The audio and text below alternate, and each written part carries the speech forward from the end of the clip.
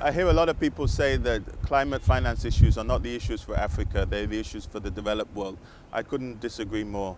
As we know, Africa suffers most of the consequences from climate finance, climate issues, but contributes least to its actual emissions. So it receives only 4% of the financing for global climate finance. We need to increase this number, and most of that money goes to mitigation. We need to increase the amount allocated to Africa for adaptation as well as mitigation. We at the African Development Bank are trying to do our part to assist, both in terms of assisting African countries in the run-up to the COP21 in terms of negotiations and capacity building, but also in terms of putting our money where our mouth is. We invested close to $2 billion just last year on climate finance investments. Between 2011 and 2014, we financed approximately $7 billion.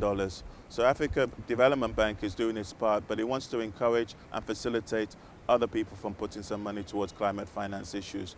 We house about 9 climate finance funds through the African Development Bank.